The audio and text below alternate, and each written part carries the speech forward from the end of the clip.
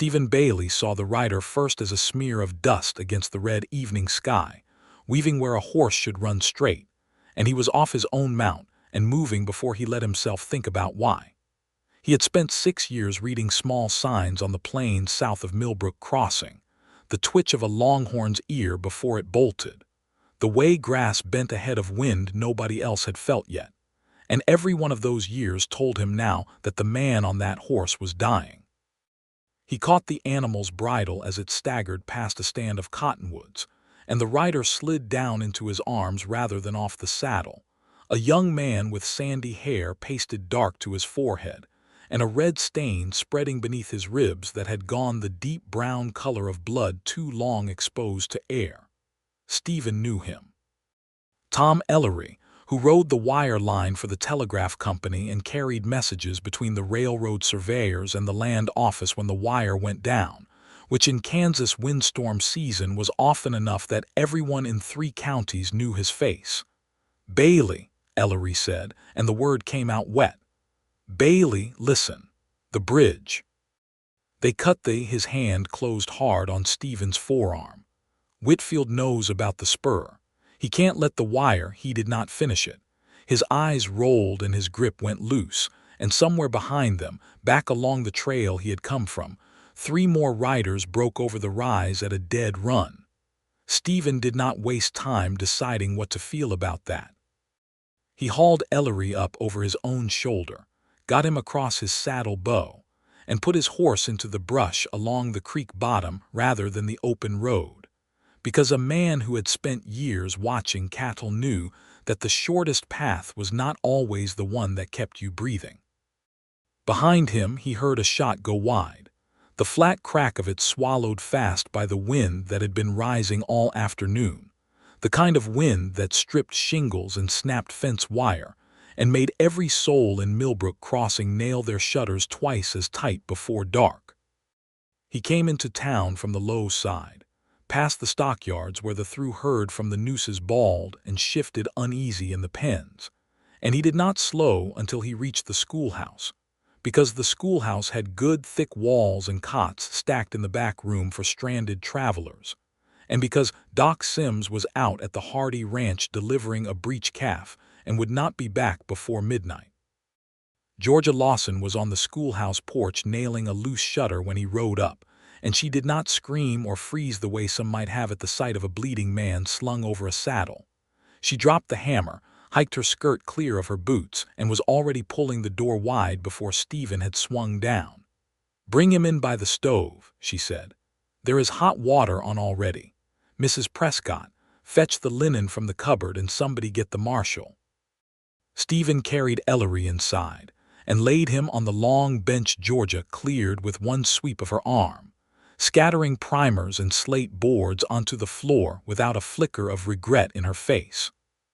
She was already cutting his shirt away with a pair of shears from her sewing basket, her hands quick and sure, and Stephen found himself standing there a moment too long simply watching her work, the calm competence of it, before she looked up at him with something sharp in her eyes.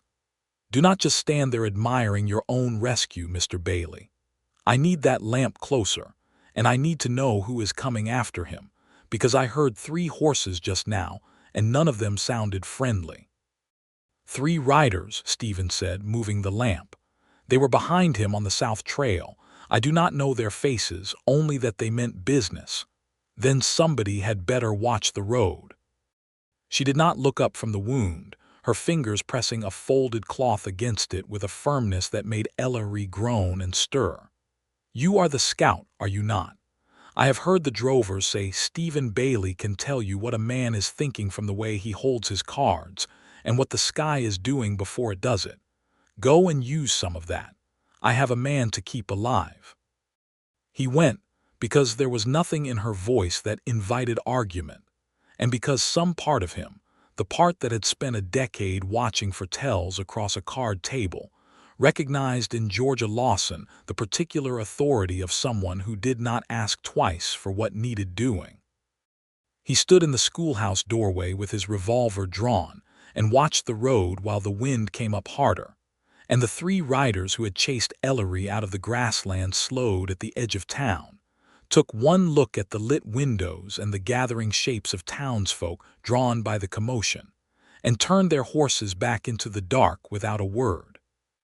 By the time Marshal Cal Hutchins arrived, buttoning his coat against the wind, Georgia had the wound packed and bound, and Tom Ellery was breathing steady if shallow in the lamplight. "He will live if the fever does not take him," Georgia said, wiping her hands on her apron. "But he has not been able to say more than a few words."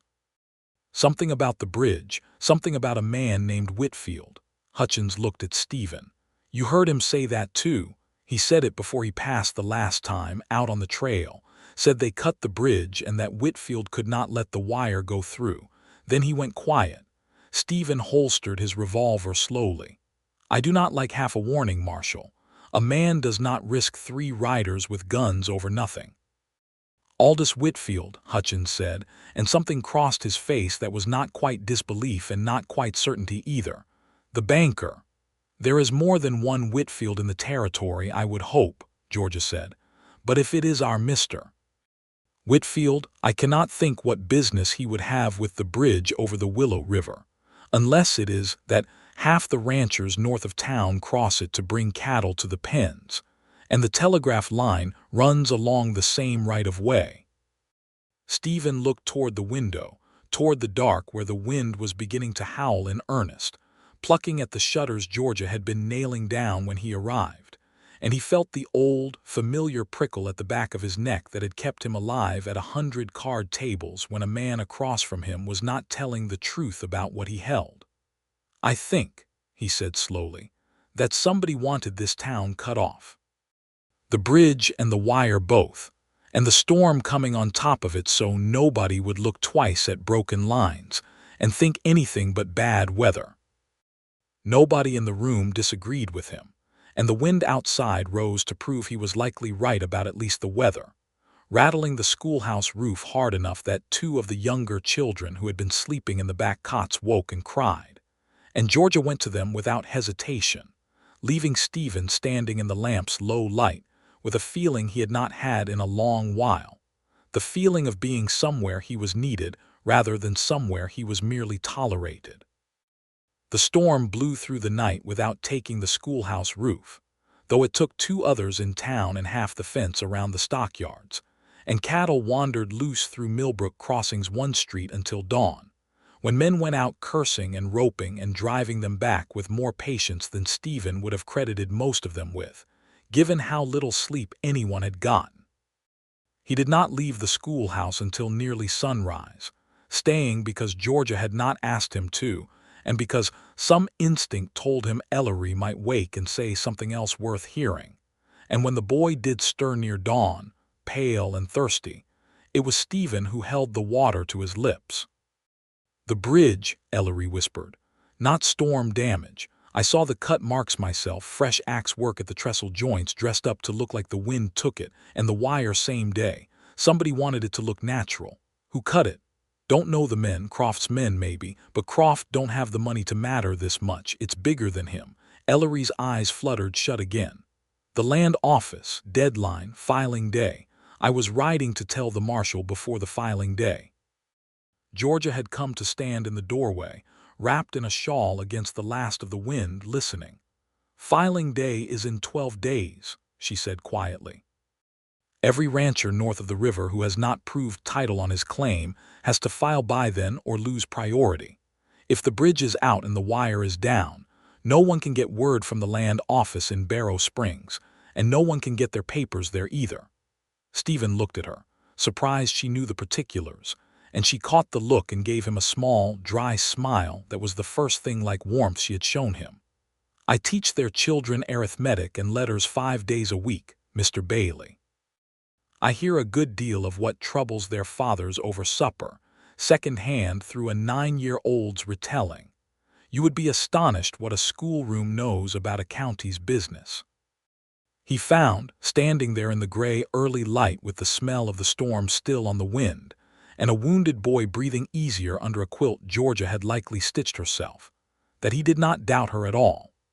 The days that followed took on a shape Stephen had not expected when he rode into Millbrook Crossing as a hired scout for the Cattlemen's Association, watching trail dust and weather signs for wages and nothing more. He found himself at the schoolhouse again the next afternoon, not because anyone had summoned him, but because Ellery was recovering there under George's care, the doctor's own house being too small and too far for easy watching, and because Stephen wanted to hear anything more the boy remembered. He found instead a schoolroom in chaos. George's usual helper, a girl of 16 named Effie Marsh who assisted with the younger children's letters, had been sent home with a fever of her own, and Georgia was trying to mind 14 children ranging from 6 to 13 years old, keep a wounded man comfortable in the back room, and prepare the noon meal she had taken to providing for the children whose mothers were occupied with storm repairs, all at once. With a patience that was visibly fraying at the edges by the time Stephen let himself in through the creaking front door. "Mr. Bailey," she said, not looking up from where she knelt separating two boys who had come to blows over a slate pencil, "if you have come to ask after Tom Ellery, he is sleeping, and I would be grateful if you kept your boots quiet on the boards." "I came to see if there was anything wanted doing," Stephen said. "I'm not much good at nursing, but I can carry water, and I have been told I have a calm hand with animals, which I understand is not entirely different from children." That earned him a look, half exasperation and half something more curious. "Can you count past 20, Mr. Bailey?" "I can count considerably past 20. It was, for some years, how I made my living." "Then you can help me teach arithmetic, because half these children cannot make change for $1, and their fathers are going to need every one of them able to reckon a fair price at the land office counter before this is through, storm or no storm." She rose, brushing dust from her skirt. "Sit at the front table. I will show you the lesson." He sat, feeling more unsteady than he had felt facing down a man with a derringer up his sleeve, because at least at a card table he knew the rules, and here he did not really, not with a room full of children looking at him like he was some new species of animal that had wandered in off the plains. Georgia set a stack of slate boards in front of him, and then, to his considerable surprise, she reached into her apron pocket and produced a battered deck of playing cards. "These belong to my brother," she said, before Stephen could ask. "He used them to teach me sums when I was 7 years old, and our mother had no patience left for it by evening.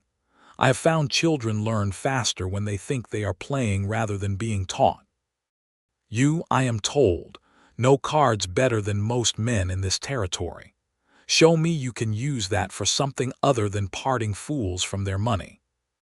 Something in Stephen's chest went tight and warm at once, hearing his old trade spoken of so plainly, without the flinch he had come to expect from decent folk who knew what he had been before he laid the marked decks down for good 3 years back in Abilene, after a man's hand had gone for a gun over a hand of faro, and Stephen had understood, watching that hand shake, exactly what kind of man his cleverness had been making of him. "I can do that," he said. "Give me a moment." He dealt the children into pairs, gave each pair a small hand of cards, and set them to adding the values, then subtracting the lower card from the higher, then, for the older ones, multiplying 2 low cards together and racing to call the answer first. He watched their faces the way he had once watched the faces of men across a table, reading which ones understood and which were guessing, and adjusted the game as he went, slowing for a small girl named Ruthie who chewed her lip in concentration, speeding up for a lanky boy named Charlie who clearly could have run circles around the lesson if allowed. Georgia stood back near the stove, arms folded, watching him with an expression he could not entirely read, and when the lesson ended and the children scattered for their noon meal, chattering about numbers as though it had been a game and not a chore, she came to stand beside the front table where he was gathering the cards back into their worn box. "You are patient with them," she said. "I confess I did not expect that." "I did not expect it of myself," Stephen admitted. I have spent a good many years being patient, only long enough to see a man's hand tremble before he bet more than he ought. This is a different sort of patience. Is it? She said, and there was something almost teasing in it, though her eyes stayed serious. I have watched you these 2 days, Mr. Bailey. You want everything solved directly. You wanted Tom Ellery to wake and tell you everything the moment you carried him through that door, and when he could not, I saw how it sat on you like a debt owed. Patience is not only the waiting, it is trusting that the waiting will bring you what you need in its own time. That sounds like a schoolteacher's lesson. It is. I have given it to every child who ever wept over a sum they could not solve at first try. She took the cards from him and slid the box into her apron pocket. I intend to give it to you as well if you keep coming around my schoolhouse. I had every intention of keeping coming around, Stephen said, and was rewarded with the faintest color rising in her cheeks before she turned and went to see to the noon meal, leaving him standing there feeling, for the first time in longer than he cared to admit, something other than restless. It was 2 more days before Tom Ellery was strong enough to speak at length, and by then Marshall Hutchins had ridden out to the Willow River Bridge himself and come back grim-faced, confirming what Ellery had said. Axe marks dressed to look like wind damage on the central trestle, and a clean cut in the telegraph wire a half-mile further on, coiled up and hidden in the brush rather than left to trail loose the way weather would have left it. Somebody wanted it found eventually, Hutchins said, sitting in George's kitchen with a cup of coffee going cold in his hand, but not before filing day. 12 days, Ellery said. Now 10. 10 days for every rancher who has not proved his claim to get to Barrow Springs and back, without the bridge and without the wire to at least send word ahead, Georgia said. That is if the ford is not too high to cross with the spring runoff still in it. It might as well be 100 days. Stephen had been turning the pieces of it over since the storm, the way he might once have turned over a stranger's habits at a card table, looking for the shape of a bluff. Who profits, he said, if half the ranchers north of the river miss their filing and lose priority on their claims? Silas Croft has been offering to buy up unproved claims for 2 months now, Hutchins said. Says he wants grazing land for a cattle company he is putting together. Offers are low, but a man facing losing his claim outright for a few $100s looks like salvation, next to nothing at all. And where does Croft get the money to buy up half the county, Georgia said, when everyone knows he came here 2 years ago with nothing but a wagon and a mortgage? Nobody had an answer to that yet, and Stephen found himself restless with the not knowing, the itch of a man used to reading the whole hand rather than half of it. He said as much to Georgia that evening, walking her home from the schoolhouse in the aftermath of the storm's cleanup, the sky gone a hard, clear blue overhead, and the wind finally settled to something bearable. I want to ride straight to Croft's office and put the question to him plain, Stephen said. A man's face tells you more in the moment he is caught off guard than in a week of careful investigation. And if he simply denies it and warns whoever he answers to that we suspect him, and they hide whatever proof exists before we find it. Georgia did not slow her steps, but she glanced sideways at him. You would spend your whole hand on a card you have not seen the value of yet. That is a gambler's phrase for a schoolteacher. I told you I had a brother. Something shadowed her voice briefly, and Stephen did not press it, sensing the ground there was tender. Patience, Mr. Bailey. Watch Croft. Do not confront him. You said yourself you make your living now by watching rather than by wagering. Watch him the way you would watch weather coming, and tell me what you see before you ever speak a word to him.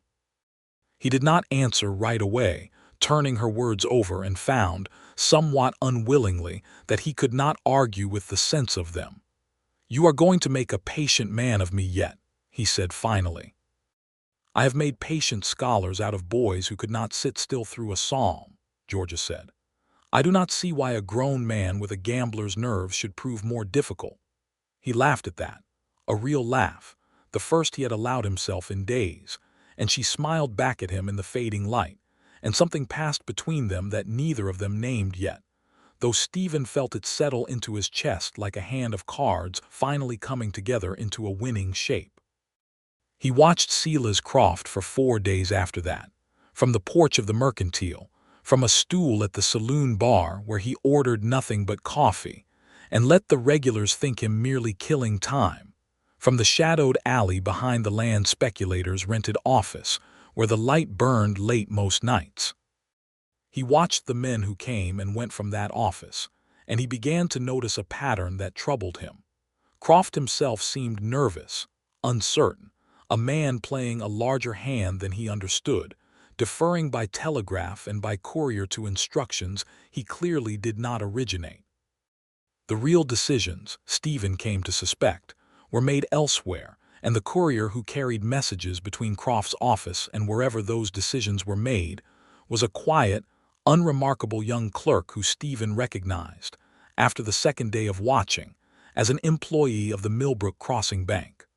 Aldous Whitfield's bank. The same name Tom Ellery had gasped out on the trail with 3 riders bearing down on him. Stephen brought this to Georgia on the 5th evening, finding her at the schoolhouse grading slates by lamplight after the children had gone, Ellery well enough now to sit up in a chair by the window rather than lying abed, listening as Stephen laid it out. "Whitfield holds the mortgage on half the ranches north of the river," Georgia said slowly, setting down her chalk. "If those ranchers lose their claims for failure to file, and Croft buys the land cheap, and then Whitfield forecloses on whatever improvements and cattle those same ranchers mortgage to him separately, he could end up owning both the land and everything on it, through Croft as a front, without ever putting his own name to a single foreclosure that would raise suspicion." "There is something more," Ellery said, his voice still weak but steadier now. "I was riding from Barrow Springs because the surveyor there, man named Delacroix, told me the railroad had confirmed the spur line would come through Millbrook Crossing, not Barrow Springs as everyone assumed. Land along that route is about to be worth 10 times what it is now. Whitfield would know that, if he has friends at the land office or the railroad both. He would want to buy up every claim he could before the news got out and prices went up, and he would want the wire down so nobody in Millbrook Crossing heard the confirmation before he'd finished buying." Stephen sat back, feeling the shape of the whole hand at last, and it was uglier than he had first guessed. "Then this is not only about 10 days and a filing deadline. It is about a man using a storm and a cut bridge to steal an entire town's future out from under it before anyone even knows there is a future worth stealing." "We need proof," Georgia said, "not suspicion. A judge will not take a wounded boy's fever dreams and a scout's hunches against a respected banker's word. We need the surveyor's confirmation in writing. We need to know who cut that bridge and who paid them, and we need it before filing day, or none of it will matter because the claims will already be lost." 10 days, Stephen said. "Now 5 by my count." "Then we had best stop talking about patience and start using it," Georgia said, and there was steel in her voice now, the same steel Stephen had heard the night she cut Ellery's shirt away without flinching.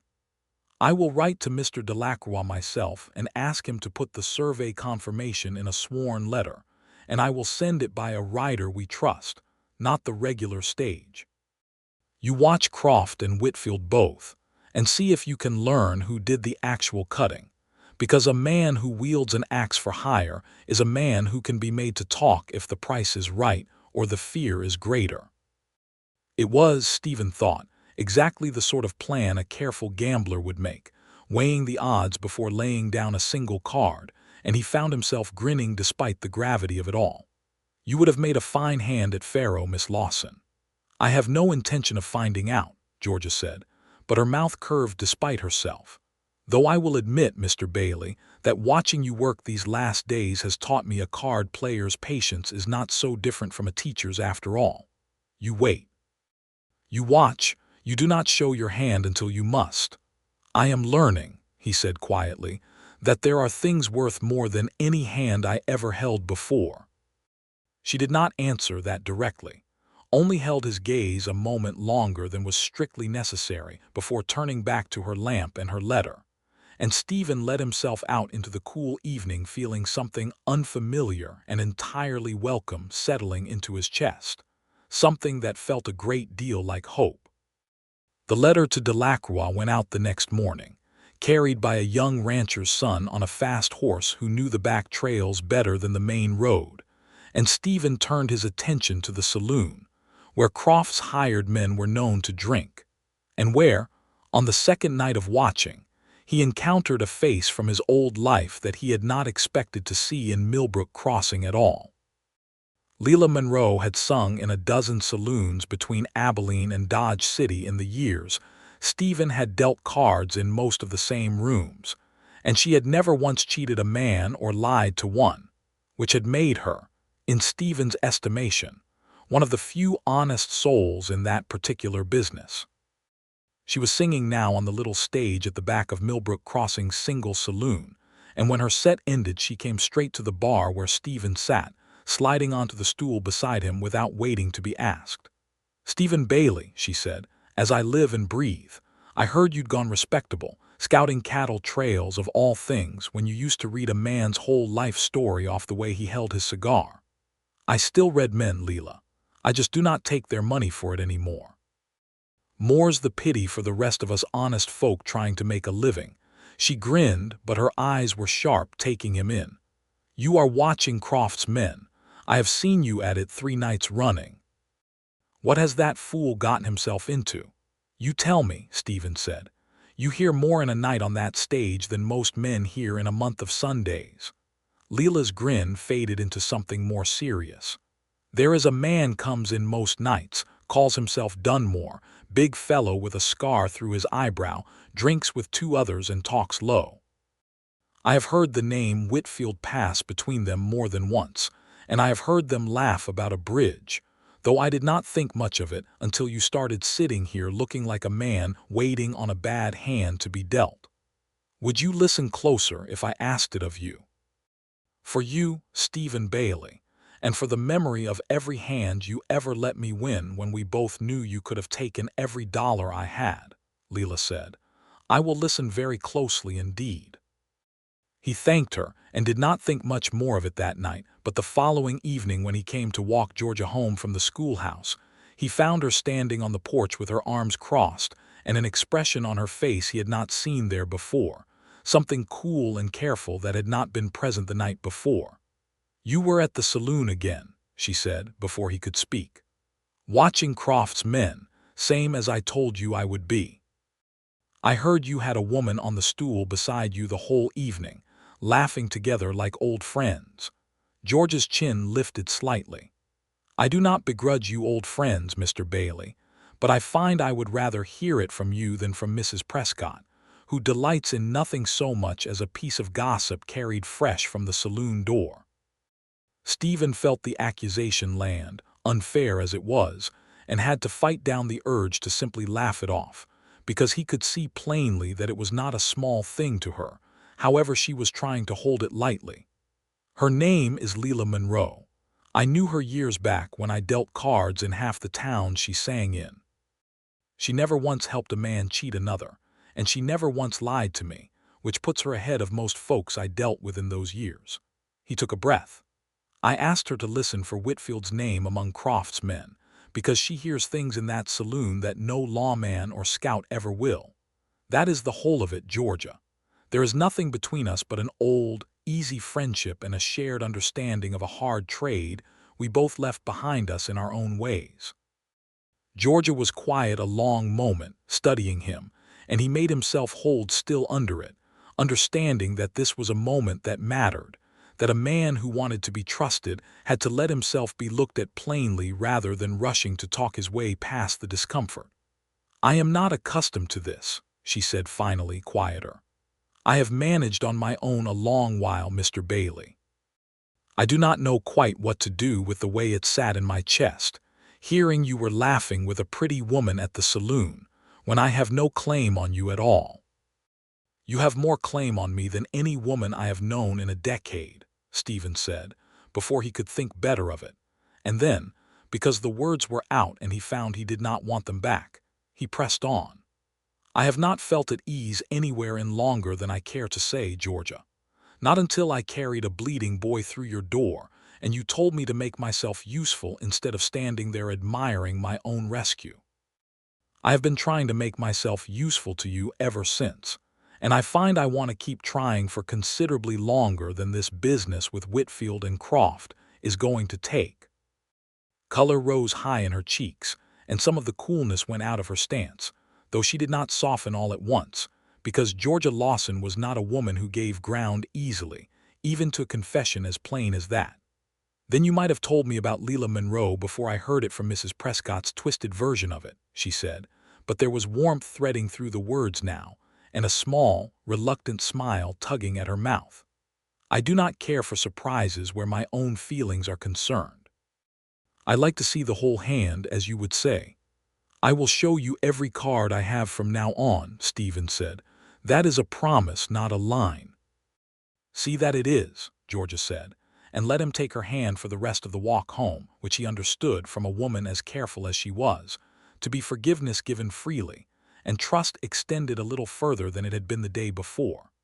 2 days later, Leila Monroe found Stephen at the stockyard fence in the gray early morning, breathless from having walked the whole way from the saloon before most of the town was awake.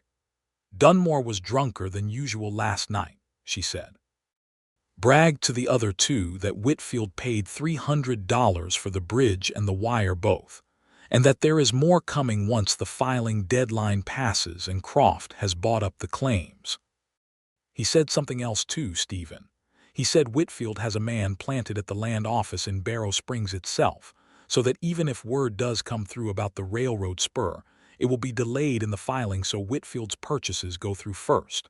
Stephen's jaw tightened. A man at the land office. That would explain why Delacroix's letter has not come back yet if it is being held rather than lost. There is one more thing, Leila said. Dunmore is the one swung the axe on the bridge himself. He and 2 others, hired out of Dodge City for the job, paid to make it look like storm damage. He is proud of the work if you can believe such a thing. Proud of it like it was a fine hand of poker instead of a crime. Would he say as much to a lawman? Leila's mouth twisted. Not sober, and not without a reason bigger than his own hide to lose. But I have heard men like Dunmore talk themselves into corners before, Stephen. You know that better than most. Give him enough rope and enough drink and the right question at the right moment, and he will hang himself with his own tongue. Stephen thought of the way he used to read a man's tells across a card table, the small flickers that told him when a bluff was cracking, and understood exactly what kind of rope Leila meant, and exactly how he might use it. That night he went to the saloon not to watch, but to play, for the first time in 3 years sitting down at a card table with money on the felt, and he chose his seat across from Dunmore with the deliberate care of a man who had once made his whole living from such choices. He did not cheat. He had sworn off that entirely, and there was no need for it here. He needed only to play well enough to keep Dunmore drinking and talking, to let the man feel clever and important as he lost small hands and won a few back, to draw the conversation, slow and easy, toward bridges and storms and men who paid good money for careful work. You strike me as a man who takes pride in his trade, Stephen said, an hour and several whiskeys into the game, watching Dunmore's eyes for the particular loose brightness that told him the man had drunk past caution and into vanity. Whatever it is you do. I do what needs doing, Dunmore said, grinning around his cards. Quiet-like, careful. You'd be surprised what a man can make look like an accident of weather if he knows where to swing an axe and how deep to cut. That takes a steady hand, Stephen said, keeping his own voice easy, disinterested, the voice of a man merely making pleasant table talk. I would not know how to begin making a bridge look storm broke rather than cut. Ain't hard if you know trestle joints, Dunmore said, leaning forward, pleased with himself. Cut the load beam clean through where the wind stress already runs, and when it goes, nobody looks twice. Same with wire. Cut it clean and coil the ends so it don't drag and folks blame the gale. He laughed, low and satisfied. $300, easiest money I ever made, and the man paying it never even had to dirty his own boots crossing that river. Must be a generous employer, Stephen said, to pay so well for a bridge. Something flickered behind Dunmore's drink-loosened eyes, a last thread of caution surfacing too late. Didn't say who's paying. You did not have to, Stephen said quietly, and let the cards fall face down on the table. I believe Marshal Hutchins is going to want a word with you, Mr. Dunmore, and I believe you have just told half this table everything he needs to hear. Dunmore's hand went for his hip, but Stephen had been watching that particular tell all evening, the way a man's shoulder drops half an inch before his hand moves, and he had his own revolver out and steady on the table before Dunmore's fingers had closed around anything at all. Sit easy, Stephen said. There is no card game worth dying over, and you have already lost this hand whether you like the truth of it or not. Marshal Hutchins, who had been drinking quietly at the bar all evening at Stephen's own quiet request, was at the table within the minute, and Dunmore, sobering fast under the weight of what he had said and who had heard it, did not resist arrest, though he cursed steadily under his breath the entire walk to the jailhouse. It was not by itself enough. A drunk man's confession over cards, however damning, could be denied in daylight and sobriety, and Whitfield's name had still not been spoken by anyone with the standing to make a charge stick. But it was, Stephen thought as he walked back through the cool night air toward the schoolhouse to tell Georgia what had happened, the first solid card laid face up on the table, and he had learned from her as much as from anyone, that a hand built slowly and carefully was worth more in the end than one thrown down too soon.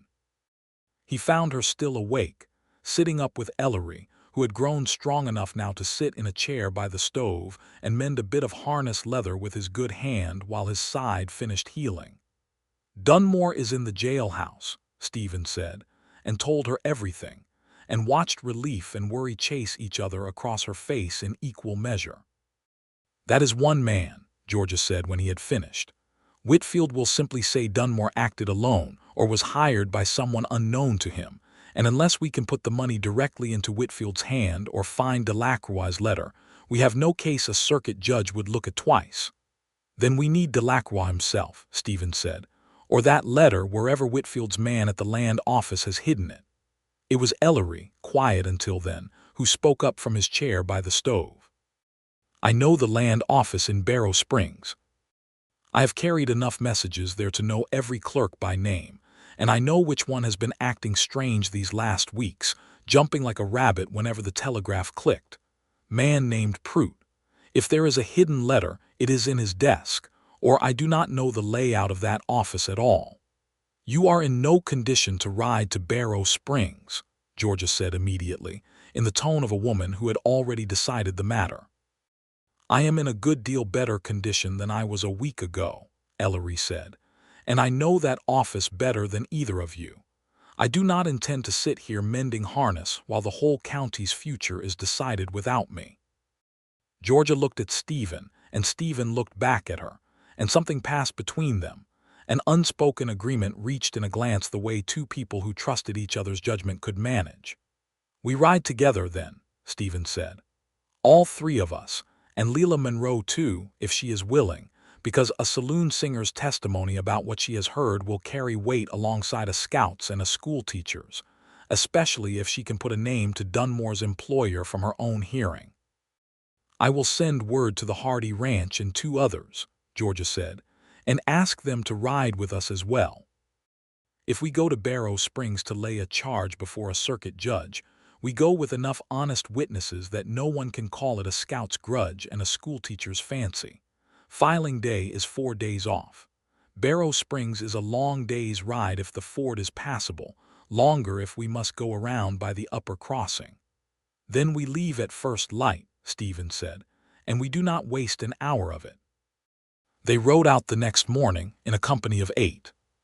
Stephen and Georgia, Tom Ellery pale but upright in the saddle, Leila Monroe in a borrowed riding skirt looking entirely unlike her stage self and considerably more determined, Marshal Hutchins with Dunmore in custody riding alongside under guard, and Otis Hardy and his grown son Daniel, ranchers whose claims stood to be lost to Croft's low offers if the filing deadline passed unmet, riding as witnesses to what the sabotage had already cost their neighbors in fear and lost time. The upper crossing added 6 miles to the journey, and by the time they reached it, Stephen understood exactly why the Willow River Bridge mattered so much to a county whose ranches lay scattered across miles of open grass with few easy places to cross running water. He rode near the front of the company, watching the sky the way he always did, and it was his eye that caught the dust rising far off to the west, moving faster than any wind alone would push it. "Riders," he said, reining in. "Coming hard and not alone." Marshal Hutchins came up beside him, following his gaze. "Whitfield's men, you think, come to see Dunmore does not reach a judge alive to testify." "I would not put it past a man desperate enough to cut a bridge and a wire to keep his secret," Stephen said. "Georgia, I want you and Leela and Ellery to fall back with the Hardys toward that stand of trees. Marshal, you and I will hold the road." "I am not falling back to hide behind a tree while you stand in the road, Stephen Bailey," Georgia said, already checking the small pistol she had carried in her saddlebag the whole ride, a fact that did not surprise him in the least. "I can shoot as well as any man here, and I have more reason than most to see Whitfield answer for what he has done to this county's children's futures." There was no time to argue the matter, and in truth Stephen found he did not entirely want to, because the set of her jaw told him plainly that she had made her decision and would not be talked out of it, and some part of him, the part that had spent a decade learning to respect a strong hand honestly played, admired her for it even as his heart clenched with fear for her safety. "Then you hold the left with Hutchins," he said. "I will take the right with Daniel Hardy. Ellery, Leela, get behind the wagon with Otis and keep your heads down." The riders that came on were 4 men, not Croft's usual drinkers but harder faces Stephen did not recognize, and when they saw the company arrayed across the road rather than caught unaware, they slowed, uncertain, which told Stephen they had expected an easy ambush rather than a prepared defense. "That is far enough," Hutchins called out, his badge catching the morning light. "I am the Marshal of Millbrook Crossing, and I have a prisoner in my custody bound for the circuit judge at Barrow Springs. Turn back now or answer to me directly." One of the riders, a lean man with a low-crowned hat, called back, "We got no business with you, Marshal, just riding through." "Then ride through somewhere that is not directly at us," Stephen said, and let the men see the rifle he had drawn without pointing it quite at anyone yet, a promise rather than a threat. The standoff held a long, taut moment, 4 riders weighing 8 defenders who did not look inclined to scatter, and Stephen watched the lean man's shoulders, the same tell he had read in Dunmore 2 nights before, and saw the exact instant the man decided the odds were not worth the fight. "This ain't over," the lean rider said, but he was already turning his horse, and the other 3 followed, and within a minute the dust of their retreat was settling back into the grass behind them, leaving the road quiet again. Georgia let out a breath Stephen had not realized she was holding, and when he rode close to her she reached out and gripped his arm hard for a moment, not from fear exactly, but from the aftershock of it, the way a person does when danger has passed and the body only then admits how frightened it had been. "You did not need to protect me back there," she said when she had steadied herself. "I want you to know that. I would have stood that ground with or without you at my side." "I know it," Stephen said. "I was not standing there to protect you, Georgia. I was standing there because I did not want to face any of what comes after without you beside me, and that is a different thing entirely from thinking you needed protecting." She looked at him a long moment, something soft breaking open behind her eyes, and then she leaned across the distance between their horses and kissed him, brief and warm and entirely unhurried by the danger they had just faced, as though she had decided, in that moment of relief, that some things were worth doing plainly rather than waiting on. "I have been wanting to do that for the better part of a week," she admitted, drawing back, a little breathless. I did not think it fitting to say so while we were investigating a crime, but I find I am done waiting on fitting. I have been wanting the same since you told me not to admire my own rescue, Stephen said, grinning despite everything, and the company around them, watching with poorly hidden amusement, gave a ragged little cheer that made Georgia laugh out loud for the first time since the storm had begun. They reached Barrow Springs by late afternoon, tired and windburned but whole, and Tom Ellery led them straight to the land office, where they found the clerk named Prout attempting, with considerable clumsiness, to burn a stack of papers in the office stove. "That is evidence in a criminal matter," Marshal Hutchins said, hauling the man back from the stove by his collar before more than a corner of the papers had caught, and what survived, singed but legible, proved to be a partial copy of Delacroix's original survey letter, along with a set of ledger pages in Whitfield's own hand detailing payments to Croft and to a man identified only as D. for services rendered regarding the Willow River crossing. It was not everything, but combined with Dunmore's drunken confession and Leila Monroe's account of what she had overheard in the saloon, and Tom Ellery's testimony as to the sabotage he had witnessed with his own eyes before he was shot, it was enough, Judge Emery Kell decided the following morning, to warrant a full hearing rather than a quiet dismissal. The hearing was set for the very morning of the filing deadline, held in the Barrow Springs Courthouse, a squat brick building with a single large room that filled, by the time the proceedings began, with more people than Stephen had ever seen crowded into one space in that part of Kansas.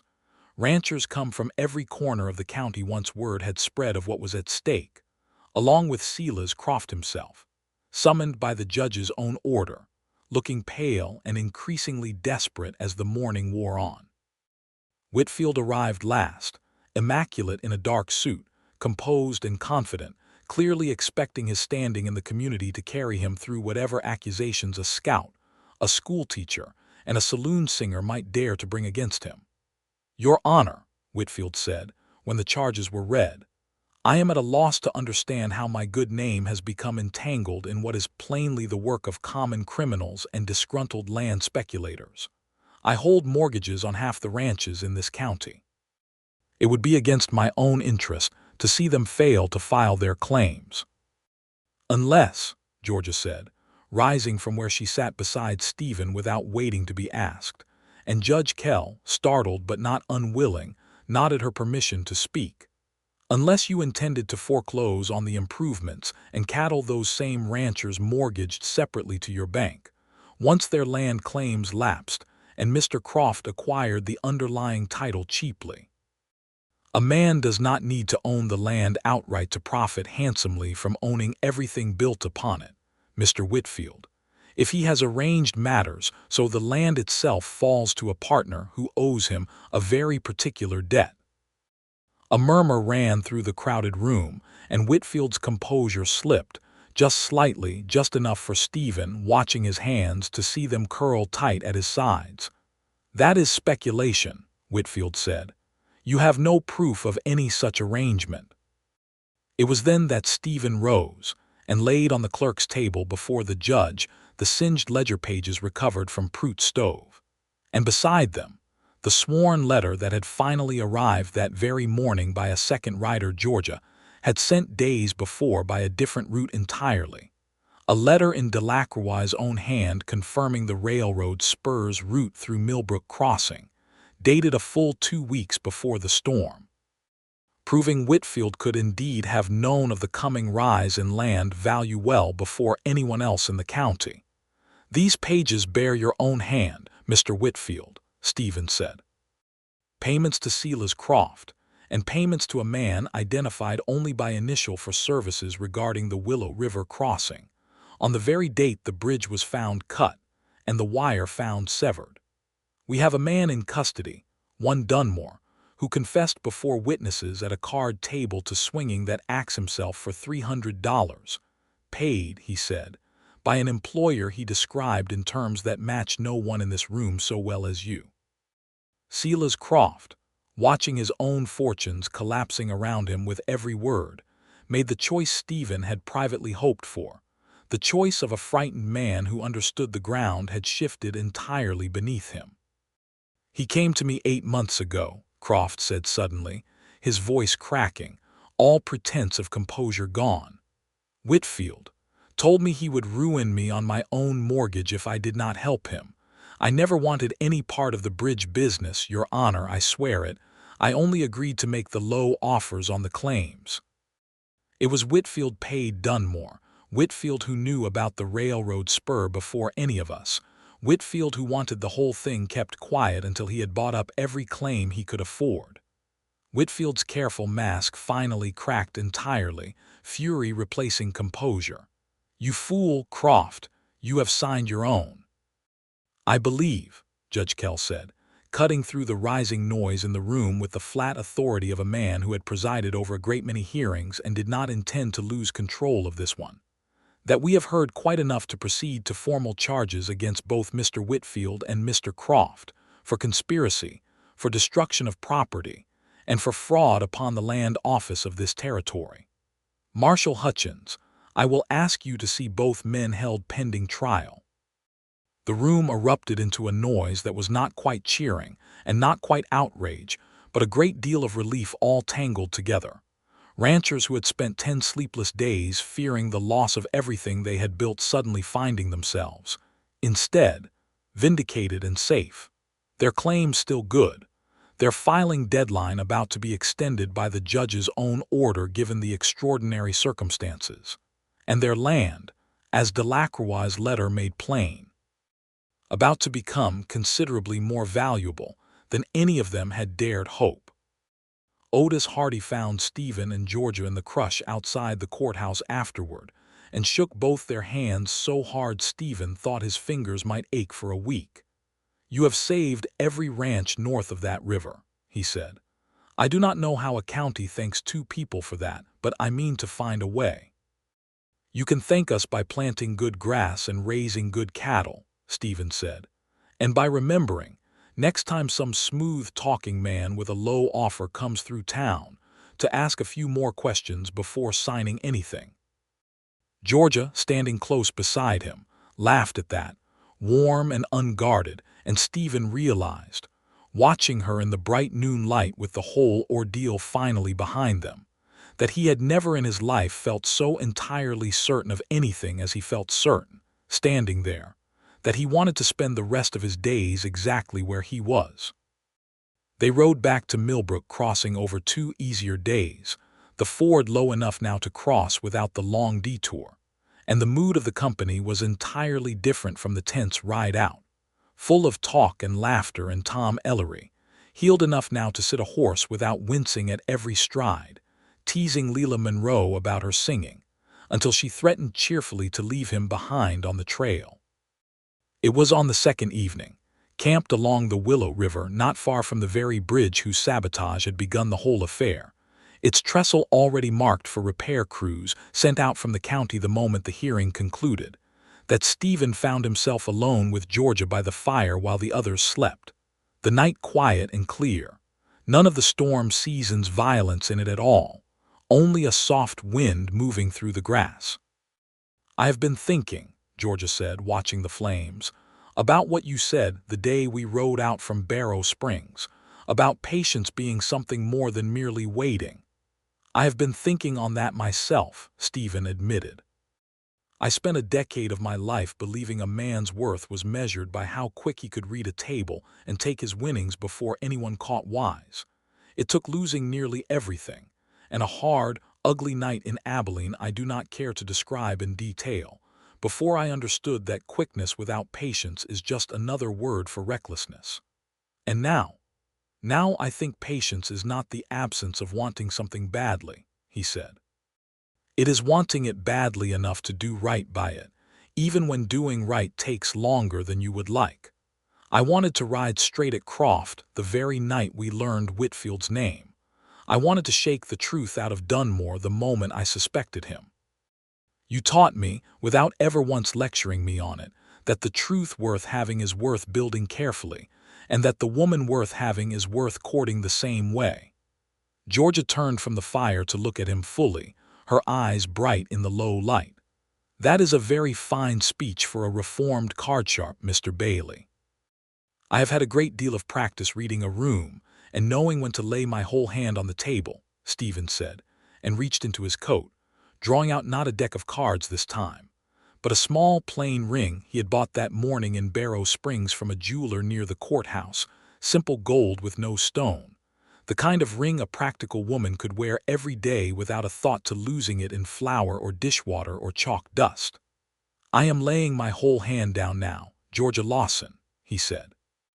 "I do not have much beyond a scout's wages and a reputation I am still working to earn back in full, but I have a steady eye, a willingness to learn patience from the finest teacher I have ever known, and a heart that has not felt this certain of anything in all my life. Will you marry me?" Georgia did not answer right away, and for one long, aching moment Stephen feared he had misjudged the whole hand after all, moved too fast despite every lesson he thought he had learned. But when she spoke, her voice was thick with feeling rather than hesitation. "I have spent a good many years being the person everyone else relied upon," she said. "My students, my neighbors, even Tom Ellery bleeding on my schoolhouse floor. I built my whole life around being the one who did not need rescuing, because I watched what happened to women who leaned too hard on men who did not deserve the weight. I did not think I wanted a husband at all, Stephen Bailey, not until you rode into my life carrying a wounded boy and asked what needed doing rather than telling me what I ought to do." "Is that a yes?" Stephen asked, "or a very long way of saying no?" Georgia laughed, tears bright in her eyes now, and took his hand and slid the ring onto her own finger before he could even offer it properly. "It is a yes, you impossible man. It is a yes because you never once asked me to be less than I am, only to let you stand beside me while I was exactly myself. I have learned something too, these past weeks. I have learned that accepting a hand offered in help is not the same as surrender. It only ever felt that way because no one had offered it to me honestly before." He kissed her then by the firelight, with the Mendied River running quiet beside them and the whole company sleeping nearby none the wiser until morning. And it was, Stephen thought, the finest hand he had ever been dealt in his life, and the only one he intended to play until the end of his days. They were married 3 weeks later, on a bright Saturday morning in early autumn, in the Millbrook Crossing schoolhouse itself, because Georgia had insisted there was no place in the whole county that better represented what had brought them together, and because half the county's children, the very ones Stephen had taught to add and subtract with a worn deck of playing cards, begged to be allowed to attend, and could hardly be refused given how thoroughly they now considered him one of their own teachers. Marshall Hutchins gave Georgia away, her own family long gone west of the Rockies and unable to make the journey in time, and Leila Monroe sang a hymn in a voice that made half the room weep, and Tom Ellery, fully healed now and returned to his work carrying messages along the repaired telegraph line, stood as Stephen's own witness with his hand steady on his friend's shoulder. The bridge across the Willow River had been rebuilt by then, sturdier than before, its new trestle joints inspected twice over by the county's own engineer to be certain no axe would ever find purchase there unnoticed again, and the telegraph wire ran clean and true from Millbrook Crossing to Barrow Springs and beyond, carrying, among its very first messages once repaired, the official confirmation of the railroad spur that would, within 2 years, make Millbrook Crossing one of the busiest railheads in that stretch of Kansas, its cattle pens filled each season with herds driven up from Texas, its future no longer anyone's to steal. Whitfield stood trial that winter in Barrow Springs and was convicted on every charge brought against him, his bank seized and sold to cover the debts owed to the ranchers he had schemed to ruin, while Croft, having turned witness against him, received a lighter sentence and left the territory entirely once it was served, never seen in Millbrook Crossing again. Dunmore likewise served his time, and Georgia, with a schoolteacher's stubborn faith in the possibility of reform, wrote to him twice a year at the territorial prison, though she never once pretended his crime had been anything less than what it was.